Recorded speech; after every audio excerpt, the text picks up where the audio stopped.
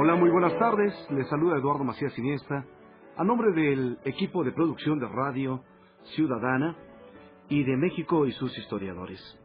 Un espacio abierto para el saber histórico y la participación de usted que nos escucha. Y le doy la más cordial bienvenida a Pablo Serrano Álvarez, conductor de este programa. Hola Eduardo, buenas tardes, amigos radioescuchas, buenas tardes. Hoy sabremos qué vínculos existen entre el arte y el poder, en el caso concreto de la conformación del Estado moderno mexicano y la dimensión cultural que acompañó a la Revolución Mexicana, y para ello nos acompaña esta tarde la doctora Alicia Azuela de la Cueva.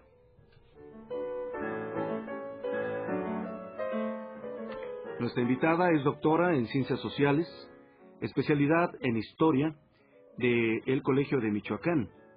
Es investigadora titular B tiempo completo y tiene adscripción temporal al Instituto de Investigaciones Históricas 2007-2010. Profesora de los seminarios Artes Plásticas y Transculturalidad, México 1928-1940 y Renacimiento Artístico Mexicano 3, 1930-1940. Doctorado en Historia del Arte, programa de posgrado en Historia del Arte por la Universidad Nacional Autónoma de México. Entre sus publicaciones recientes mencionamos La mirada, transculturalidad e imaginarios del México revolucionario, 1910 y 1945, y Arte y Poder, Renacimiento Artístico y Revolución Social, México, 1910-1945.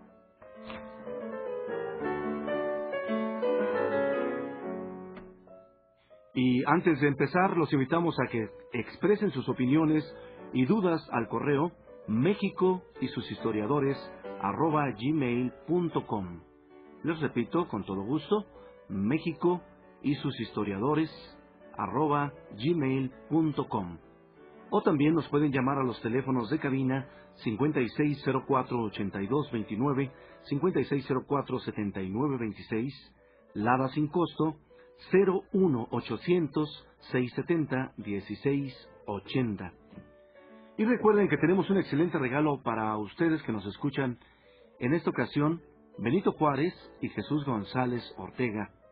Una polémica histórica de Boris Rosen, a quienes nos contesten la sencilla pregunta que Pablo formulará en unos segundos. Buenas tardes, Pablo. ¿Quiénes fueron los tres grandes muralistas mexicanos de la época postrevolucionaria? A quien conteste, pues se llevan los libros. Muy bien, muy sencilla. Bien, comenzamos. Alicia, un gusto tenerte en México y sus historiadores. Un placer estar con ustedes, con el auditorio, y un honor que me hayas invitado, Pablo. Tú has publicado mucho acerca de la relación entre el arte y el poder. Has publicado ya 2 libros referentes a la transculturalidad. ¿Qué es eso? ¿Cómo se vinculó el arte con el proceso de la Revolución Mexicana, Alicia?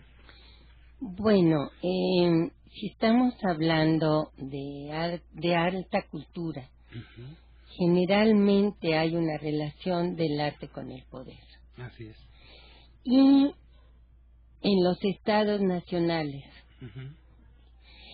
hay una vinculación intrínseca, porque para sustentarse en el poder los gobiernos necesitan de construir una imagen creíble para que la ciudadanía entienda las ventajas de tenerlos gobernando.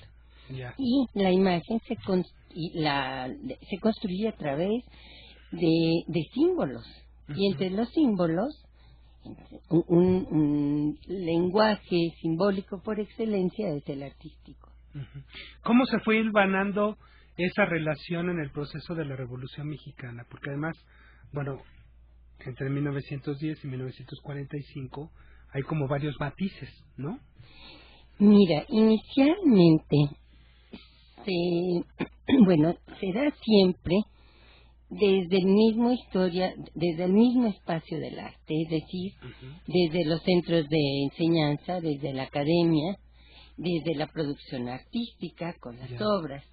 Y esto se da en el periodo revolucionario con las ligas que van estableciendo los artistas con los grupos de revolucionarios. Por ejemplo, si nosotros pensamos en las ligas que establece Atl como director de la academia, se liga a Carranza y luego a los constitucionalistas, de tal manera que se van. Cuando Carranza sale a Veracruz, se llevan las prensas de la academia para hacer la propaganda pro Carranza. Entonces eso quiere decir que se van estableciendo vínculos, alianzas entre los grupos de artistas con aquellos políticos como Obregón, que llega al poder. Hay una relación así como muy simbiótica, ¿no? No sé el caso de Madero, si tuvo ahí alguna relación con los artistas de esa época. Lo que sucedió... El Ateneo y tal, ¿no? Los vínculos son previos. Acuérdate que un gran maderista fue Vasconcelos, precisamente, entre otros. Entonces los vínculos son previos porque Madero es, digamos, un puente entre el porfiriato y el inicio del periodo revolucionario. Él concluye varias obras que se iniciaron en el porfiriato, como por ejemplo el Palacio de Comunicaciones. Entonces, nosotros creeríamos que al subir Madero al poder se cortan todos aquellos proyectos que se habían iniciado en el porfiriato, pero lo que sucede realmente es que Madero continúa con esos proyectos arquitectónicos, de infraestructura urbana, etcétera, etcétera. Luego viene la revolución y ya hay inconformidades dentro de la academia a nivel de dirección, a nivel de definición de áreas de trabajo. Por ejemplo, se busca la separación entre artes plásticas y arquitectura. Pero esas son acciones más que revolucionarias de conflictos dentro del propio espacio artístico. Y es en ese momento, ya con Atl, que venía siendo por muchos años el líder de los artistas jóvenes, es que se inicia este vínculo que se rompió hasta hace muy poco. Es muy interesante, Alicia, porque incluso en las fiestas del centenario es como la eclosión de esa liga del arte con el poder, ¿no es cierto? Por supuesto. Y te voy a decir por qué. Porque las grandes celebraciones a un gobierno que sabe utilizarlo le da la oportunidad de ejercer de desplegar su poder simbólico. Es decir, de demostrarse como el gran constructor, como el gran ideólogo, demostrarse hacia el exterior como un gobierno avanzado, como un gobierno moderno, que es lo que se hizo en el porfiriato.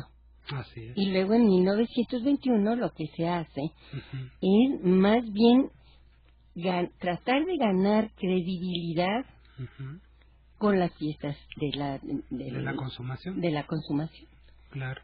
Bueno, ¿y cómo utilizan estas facciones revolucionarias su relación con el arte? Por ejemplo, Zapata, Villa, Orozco, estas facciones que se fueron sucediendo después de 1910, ¿cómo se vinculan con la cuestión del arte?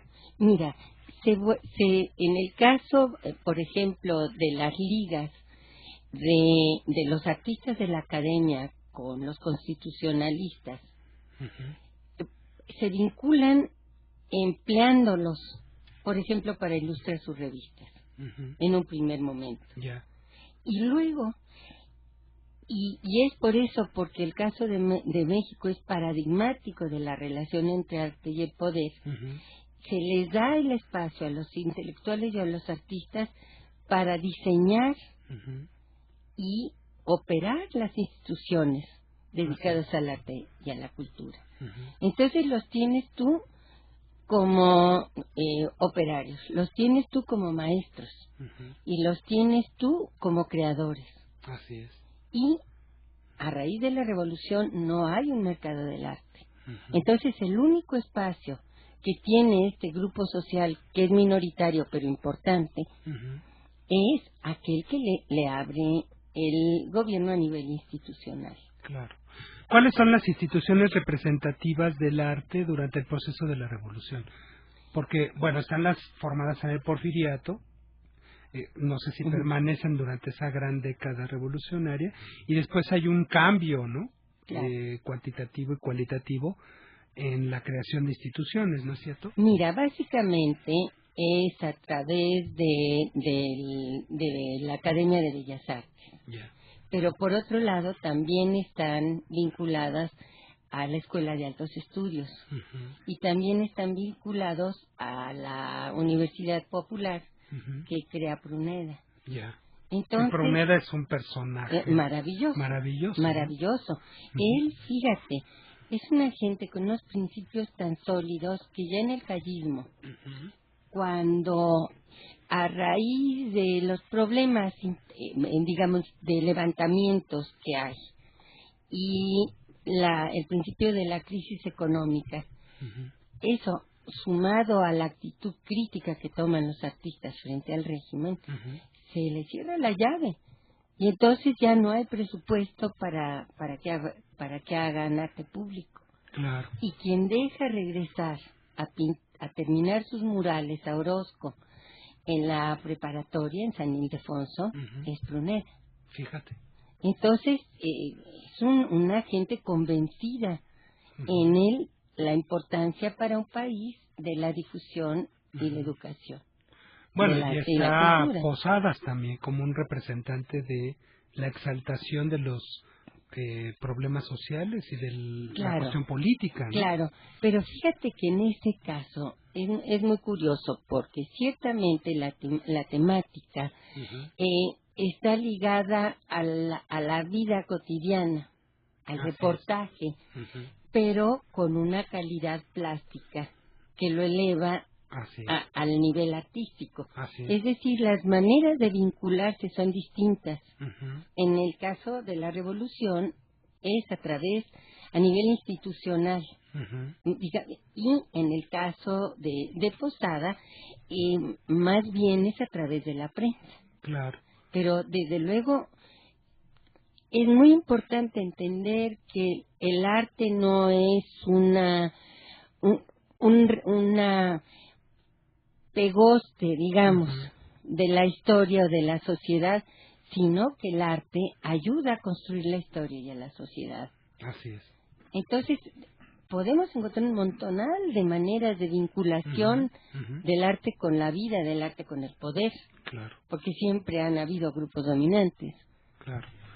Alicia, vamos a una pequeña pausa, Eduardo. Amigo, llámenos. Claro, con todo gusto, Pablo, la invitación para que marquen. Buenas tardes. Los invitamos para que marquen nuestras líneas telefónicas 5604-8229, 5604-7926, además de nuestra alada sin costo 01800-670-1680. Bueno, y continuamos con nuestra charla aquí en nuestra mesa de trabajo, Pablo. Muy bien.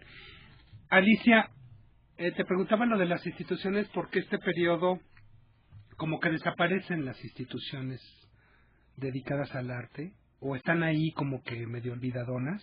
¿Actualmente? No, en el proceso de la revolución, ¿no? Y después hay un despegue con Vasconcelos en la Secretaría de Educación, donde emergen estos grandes muralistas que es la característica más conocida de la vinculación del arte con la política, ¿no? Exactamente. Mira,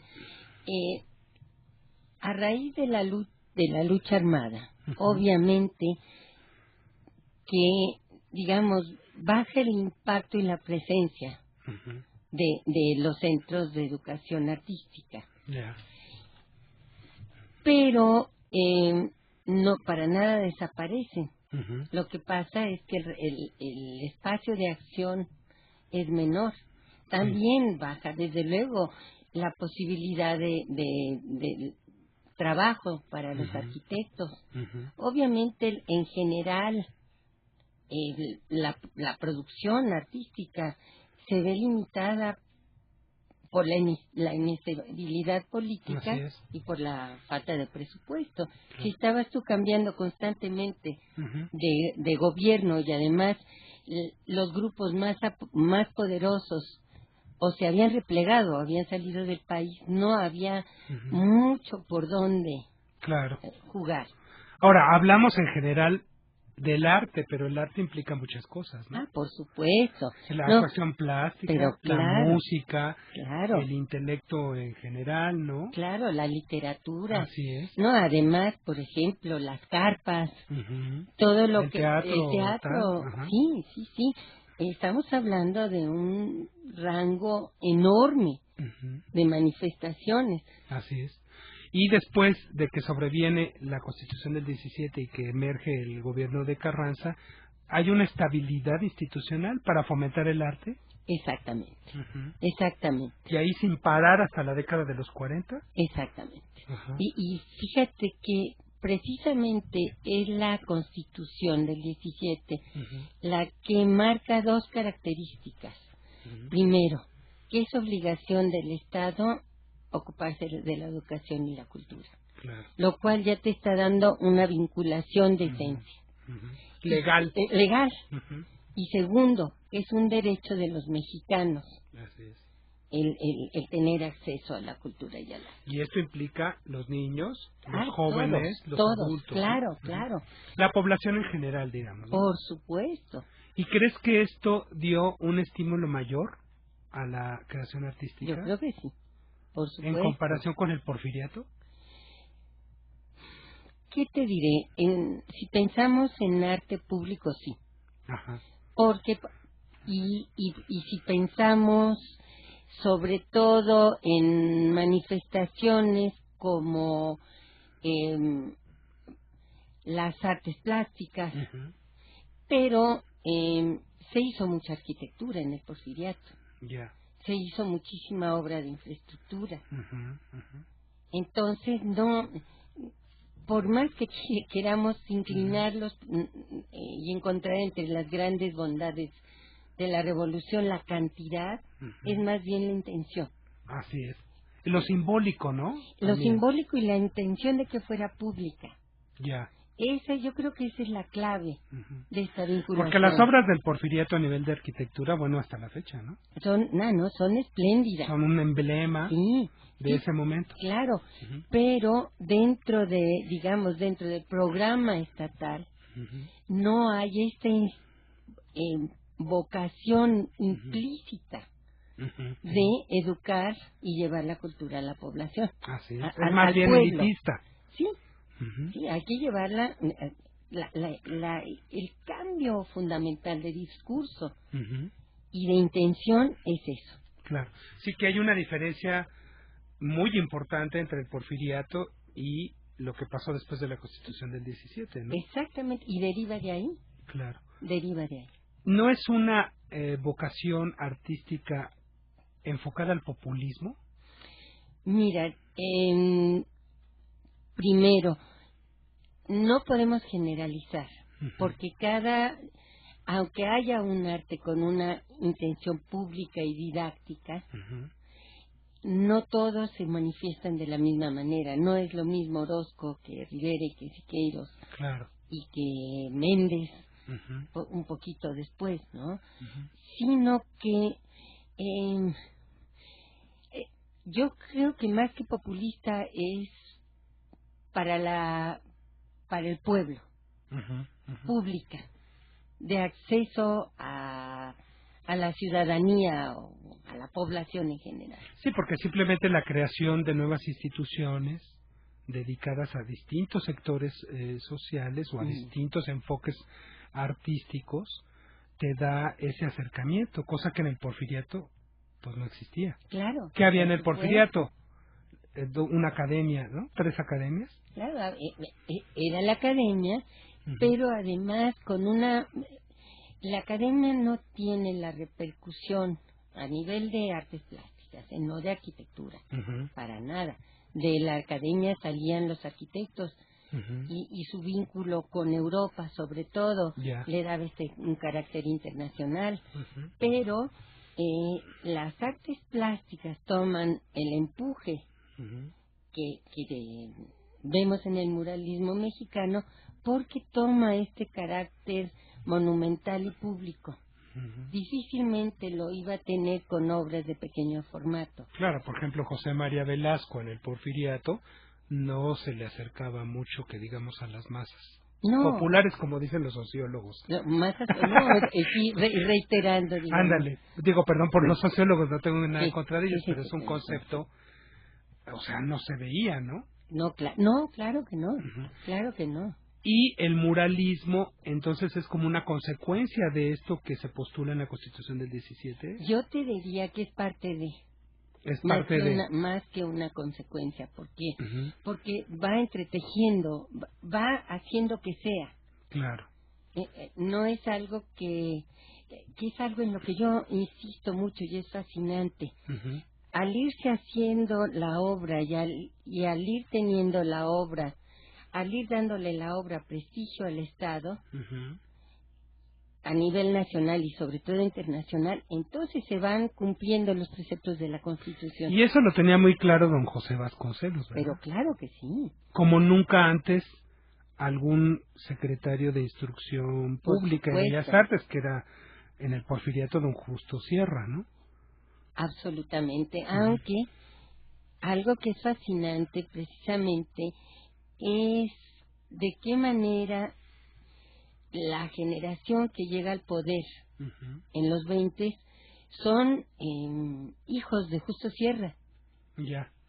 Los ateneístas son los que llegan al poder en el ámbito de la cultura, con Vasconcelos a la cabeza. Y hay muchos grupos. ¿Qué más grupos podemos hablar? Claro que sí, los contemporáneos, por ejemplo. Los contemporáneos, claro. Que fueron mega importantes en los 20, 30. Claro. Sí, los estridentistas. Sí. Y además se dan fenómenos como que varios de los estridentistas eran muralistas, es decir, es un grupo pequeño ligado. Hay como que todas las manifestaciones, ¿no? En este periodo de los 20 a los 40 está el surrealismo, es el estridentismo, estos de la gráfica popular, por ejemplo, que tenían una tendencia política, ¿no? Todo eso es estimulado como una ebullición de la ley. Fíjate que... Digamos que es un arte... ocasionado por decreto. No, para nada, sino más bien al artista, al intelectual, al académico, le interesa le es vital ocupar un espacio en el nuevo orden social revolucionario. Y él lucha por tener ahí un lugar donde ejercer, donde poder realizar su labor y lucha a nivel de obra y a nivel discursivo. Hay toda una discusión al respecto, porque también esto implica que el mundo de la creación artística depende un tanto del apoyo del Estado. En estas condiciones de la década de los 20, en el proceso posrevolución, ¿crees que se da esa...? Es vital. Es vital. Es vital, pero... Volviendo a la sociología y para salvarles el honor, acuérdate que pensando en Bourdieu, en Pierre Bourdieu, un sociólogo francés. Exactamente. Acuérdate de que su definición de los campos de poder incluye el campo de poder político y el campo de poder cultural. Así es. Y entonces, aunque el campo del poder político es el más poderoso, no existe si no existe el campo de la cultura. Así es. Y siempre están vinculados. Es que es algo simbólico y al mismo tiempo implica valores, ¿no? Pero claro, los símbolos están cargados de valores, que pueden ser valores cívicos. Precisamente una de las características del muralismo es su función didáctica. Así es. Y es enseñarle al ciudadano sus derechos, sus obligaciones, recordarle su historia. Así es. Entonces, desde luego. Claro. Muy bien, Alicia, vamos a otra pausa, amigos. Llámenos, discutamos con Alicia Azuela este tema tan importante. Eduardo. Muchas gracias, Pablo. Vamos a ir al corte de estación y les invitamos a marcar nuestras líneas telefónicas. Les recordamos que su participación es muy importante. A los teléfonos de cabina 5604-8229, 5604-7926. Tenemos la alada sin costo 01800-670-1680. Además, para ustedes, amigos que nos escuchan, en esta ocasión tenemos un excelente regalo. Benito Juárez y Jesús González Ortega, una polémica histórica de Boris Rosen, a quienes nos contesten la sencilla pregunta que es, ¿quiénes fueron los tres grandes muralistas mexicanos? Regresamos después del corte. México y sus historiadores, un espacio abierto para el saber histórico y la participación de usted que nos escucha. Jueves, 6:60 de AM, una estación del Instituto Mexicano de la Radio. XEDTL, Radio Ciudadana, transmite con 50.000 watts de potencia desde el primer piso de la torre de radiodifusoras. Mayorazgo 83, Colonia Joco, Delegación Benito Juárez. Código postal 03330. Radio Ciudadana, todas las versiones. Selecciona tu Afore con 3 elementos: servicio, comisión y rendimientos. No te hagas bolas. Selecciona tu Afore fijándote en 3 elementos: el servicio que te brinda, la comisión que te cobra y lo que te da a ganar. Busca la información en www.consar.gov.mx o en el 01800 5000 747. Selecciona tu Afore con 3 elementos: servicio, comisión y rendimientos. Vivir mejor. Gobierno federal. Yo estuve desempleada, pero ahora pues las cosas han cambiado. Este año conseguí empleo. En enero de este año tuve la oportunidad de encontrar un buen trabajo. A partir de febrero encontré un empleo. Ya tengo seguro social y estoy muy feliz. Gracias a este empleo he podido también continuar con mis estudios. Estoy feliz de tener trabajo.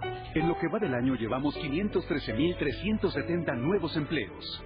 Nos faltan muchos más, pero vamos por la ruta correcta. Para vivir mejor. Gobierno federal. La voz de los mexicanos debe ser escuchada. Por eso la Cámara de Senadores ha trabajado con responsabilidad para aprobar importantes reformas que mejorarán nuestra vida. Derechos humanos, seguridad nacional, ley antisecuestro, protección de datos personales, defensa a niñas y niños, tratados internacionales. El México que todos queremos solo será posible con responsabilidad, trabajo, acuerdos. Cámara de Senadores, 61ª Legislatura.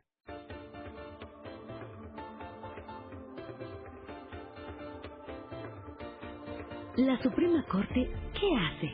Como Tribunal Constitucional, se asegura de que todas las leyes se apeguen a lo que establece nuestra Constitución.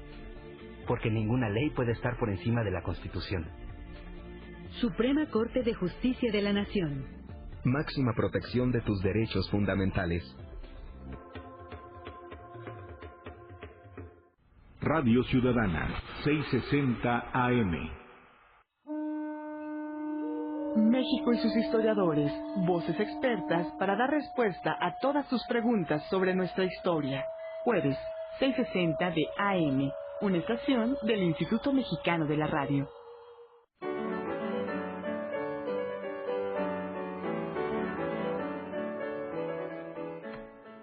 Estamos de regreso y los invitamos a leer, a partir de mañana, los expedientes digitales INERM, en esta ocasión, los acontecimientos de 1808 y su influencia en la lucha por la independencia de México, de Magdalena Mas. Juan O'Donoghue, el conciliador, de Luz Elena Mainero. Recuerde, los expedientes digitales se pueden leer a partir de mañana en la página www.inerm.gov.mx. Con gusto les deletreamos el INERM, www.inerm.gov.mx. inehrm.gov.mx. Y hoy en México y sus historiadores, bajo la conducción de Pablo Serrano Álvarez, estamos conversando con Alicia Azuela sobre el arte y el poder en la Revolución Mexicana. Adelante. Gracias, Eduardo. Alicia, bueno, nuestro amigo Diego Vega nos ha llamado para hacer una pregunta que también considero muy importante. Dice, ¿cuál es la identidad nacional antes y en el Porfiriato? Yo abarcaría esta pregunta, ¿qué vinculación tiene nuestra identidad nacional con esta relación de arte y poder? Bueno, precisamente, la cultura, el arte en particular, se utilizan para construir una identidad. Precisamente, una de las grandes polémicas que se da entonces, una de las grandes finalidades que se persigue, y que además se persigue desde las instituciones, que aunque está, y aquí el vínculo, aunque están las instituciones dedicadas a la cultura, precisamente ligadas o dirigidas o diseñadas por los intelectuales y los artistas, la gran polémica, la gran pregunta es, ¿qué es la mexicanidad? Y es ¿Qué somos, no? ¿Qué somos? ¿Qué es la mexicanidad? Precisamente tiene que ver con qué somos. Y tú encuentras esta polémica que se da lo mismo en la literatura, sobre la pregunta, ¿qué es la literatura mexicana? ¿A qué es la pintura mexicana? Así es. Entonces, en el caso de las artes plásticas es muy interesante porque se entrevista a un grupo como de 12 pintores y preguntándoles cómo definen lo que es o debe ser el arte nacional. Y esto, desde luego, ligado a la identidad. Claro. Entonces, con todo lo, digamos, la artificialidad que tiene el término mexicanidad, pero la intención clarísima de construir un Estado nacional. Así es.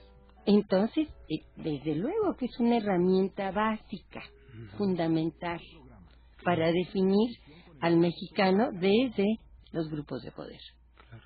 Bueno, y esto viene desde el liberalismo, ¿verdad? Claro que sí. Claro. Por la pregunta de nuestro amigo Diego Vega. Por supuesto, viene desde... Además, como parte de... Acuérdate que en el siglo XIX, una de las grandes preguntas y necesidades era diferenciarse de lo que había sido la Nueva España. Así es. Construir una identidad distinta a aquella que había tenido lo que se convirtió en México ya había sido la Nueva España. Entonces es un tema central de la literatura. ¿Crees que en el Porfiriato había una preocupación por la identidad nacional? Porque yo más bien veo en el Porfiriato una preocupación por legitimar el orden y el progreso, ¿no? Más que la mexicanidad y la identidad de lo que somos, que después va a ser un discurso artístico, histórico, después de la Revolución, ¿no? ¿Cómo ves tú eso? Mira, yo creo que ahí sucede algo bien interesante, que más bien es la manera en que se define a la nación. Y a la nación se le quiere identificar con la modernidad y con el internacionalismo. Así es. Entonces es por eso que no se parte de la mexicanidad en un sentido regionalista, sino es hablar de México como aquella nación que gracias al orden y el progreso porfiriano ya se presenta como cualquier otra nación moderna. Así es. Y por eso en el caso de la arquitectura, estas obras no solamente hechas por algunos grandes arquitectos europeos, como por ejemplo Benard, del Palacio Legislativo. Exactamente. Todos ellos que los traen de Europa, sino además por gente de primera mexicana que se educa en Europa. Y que todos ellos manejan un lenguaje formal, Más bien la identidad es concebida como algo traído de afuera. No. Al contrario, algo que... Estimular.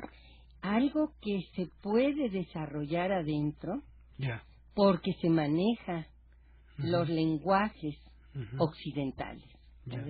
O sea, como una inserción dentro de la universalidad de la arquitectura en concreto, ¿no? Exacto. Por ejemplo, se habla, y yo creo que ahí hay un discurso construido desde la Revolución, de que la arquitectura francesada, que la academia francesada, de la oligarquía, de traída de los extranjeros, que es la postura que yo te estaba preguntando. Exactamente.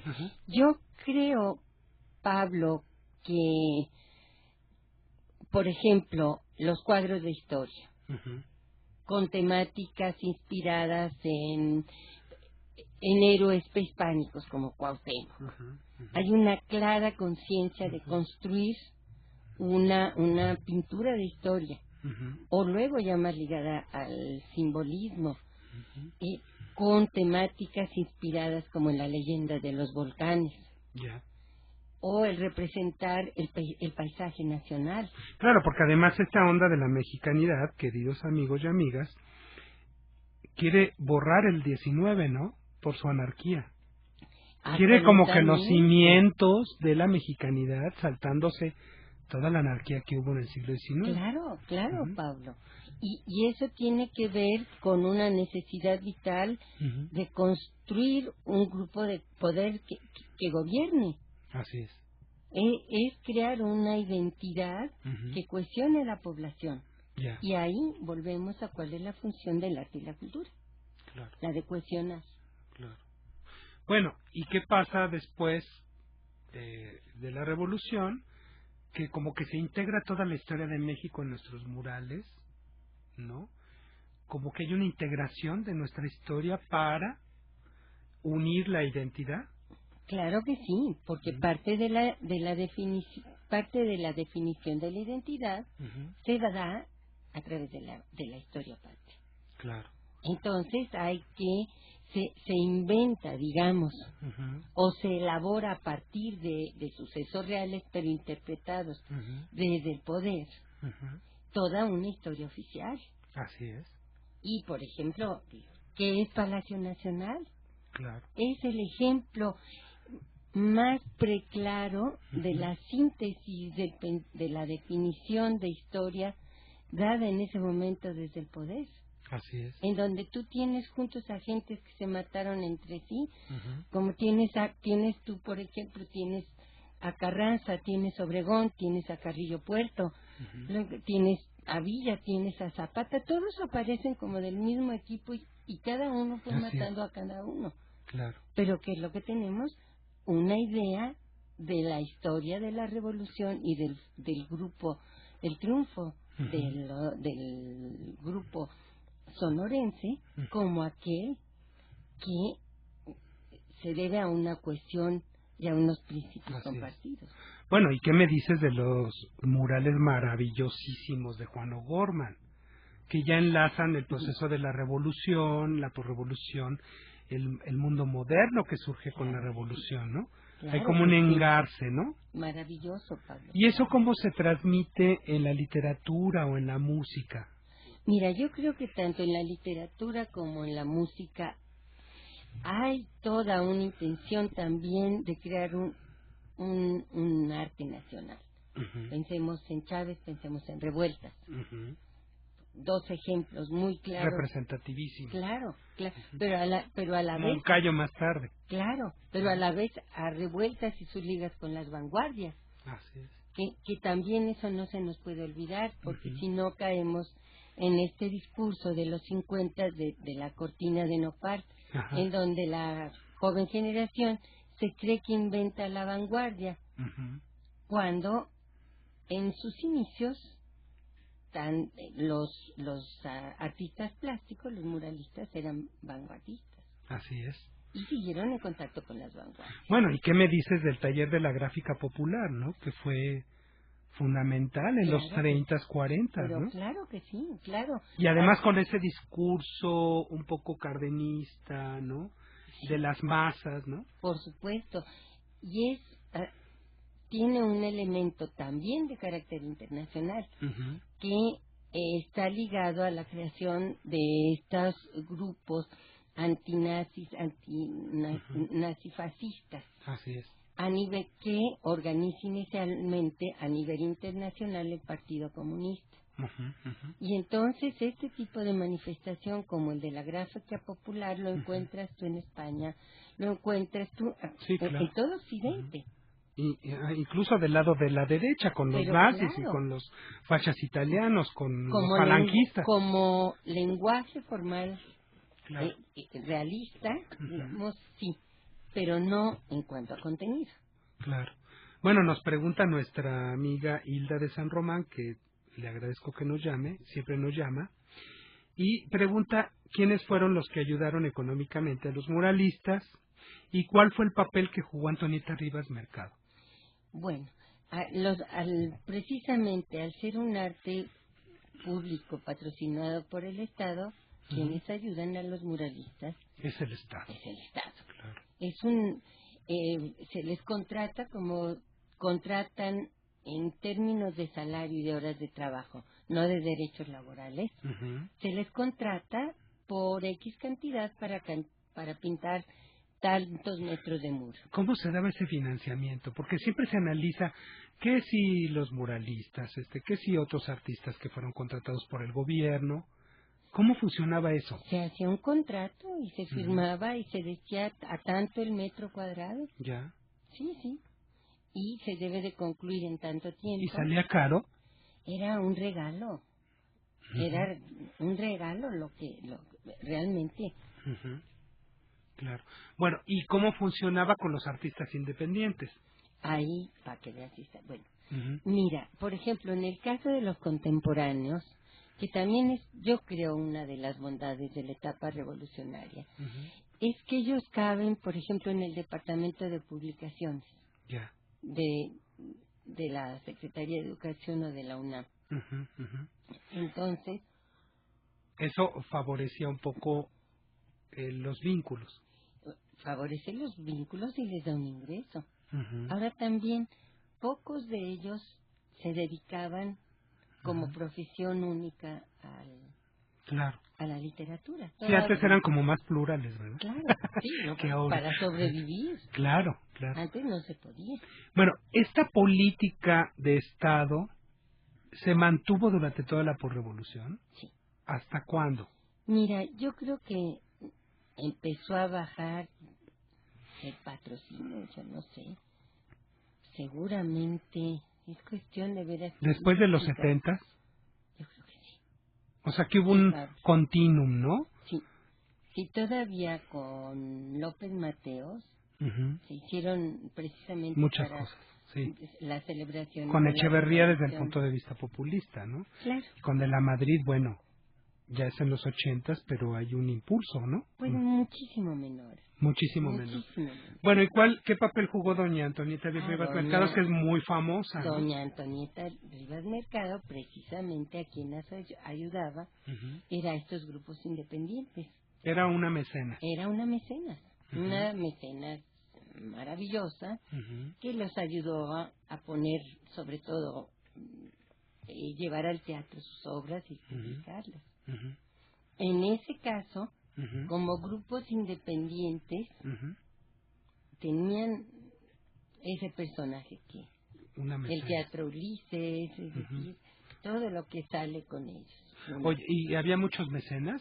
Aparte del gobierno, había muy pocos, ¿no? Había muy pocos, primero porque no existía en México una tradición. Claro. Y segundo porque tampoco había mucho dinero. Así es. Tú más que nadie sabes del empobrecimiento generalizado de la población a raíz de la revolución. Claro. Bueno, hay una diferenciación también entre esta vinculación a arte y poder que se hace entre el contexto general de la posrevolución y el contexto del cardenismo. ¿Por qué? Pues fíjate que en realidad más bien se estrechan los vínculos. Yo creo Cárdenas es muy inteligente, pero además si tú ves la política de institucionalización que se lleva a cabo en el cardenismo, a través de sindicatos, claro. El corporativismo. Exactamente. Es digamos que lo que se hace, surge la LEA, porque la Liga de Artistas Revolucionarios, sí. Y él lo que hace es integrarlas al aparato estatal. De tal manera que lo lleva a formar parte de una corporación, como conforma. ¿Y qué hizo la LEA, Roger? La Liga de Artistas Revolucionarios hizo muchísimas cosas. Tenía revistas, tenía teatro, tenía edición de libros, tenía arquitectos, es decir, tiene una labor, también literatos, una labor en distintas ramas de la cultura, pero con una característica que es bien interesante, y que haya una influencia muy importante de, pues, no sé, como del comunista, digamos. Ya estamos, o más que comunista, estamos ya pensando en el obrero internacional. Y estamos pensando en el proletariado.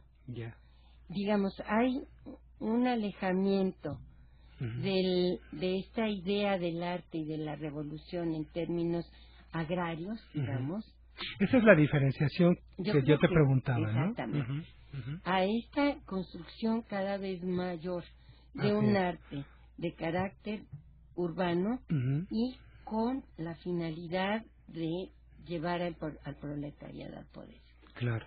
Bueno, y después hay otra diferenciación que sale un poco de tus textos a nivel de periodo, pero está el periodo alemanista, que como que retoma el arte público, la arquitectura, ¿no? Muy similar a lo que pasó en el Porfiriato, ¿no? Bueno, tenemos estos murales maravillosos que se hicieron en la famosa SCOP. Claro. Por Juan O'Gorman, claro, ¿no? Sí, fíjate, por un lado, lo que sucede con el muralismo es bien interesante. Y hay un antecedente muy importante, es Siqueiros. Así es. Es de llevar los muros al exterior, no que tenga la gente entrar al edificio para mirarlos, sino que se integran a la fachada de la arquitectura. Y en ese sentido hay, una cantidad muy importante de murales.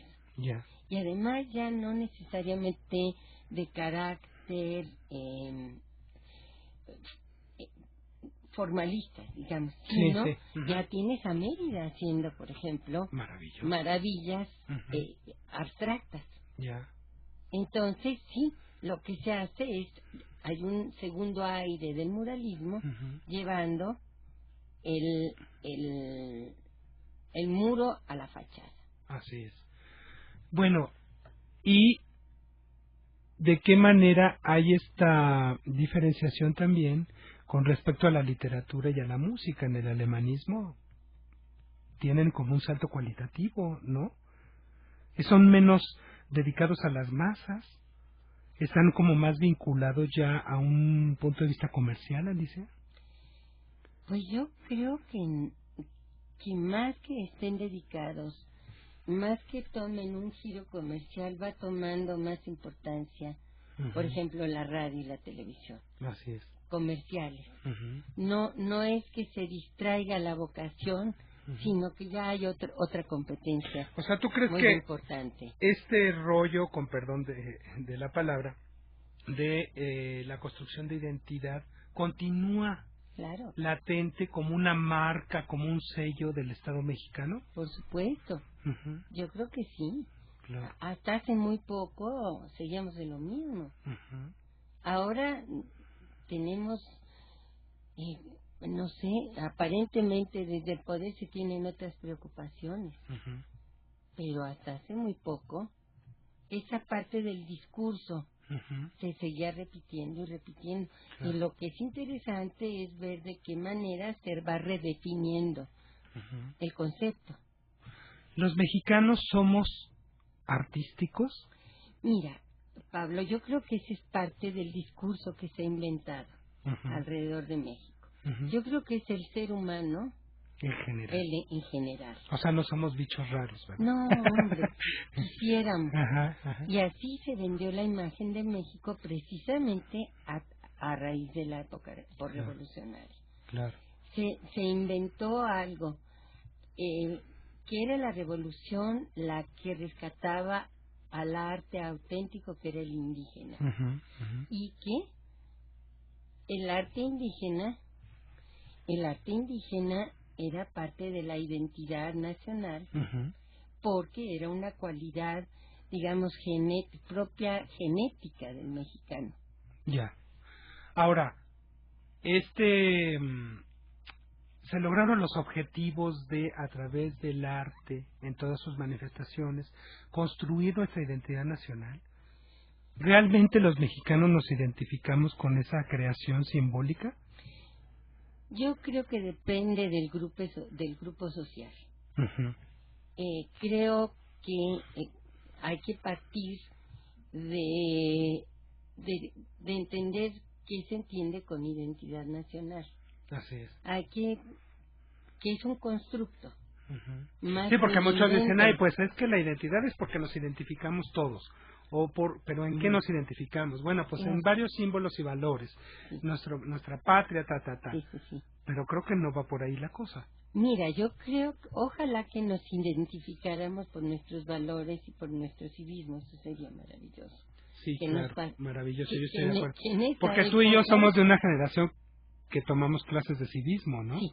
Y de arte. ¿Sí? Y de historia del arte. Tuvimos la fortuna infinita de tener autoridades educativas que tuvieran conciencia de la importancia del civismo y de la historia para la sobrevivencia y la convivencia del ser humano.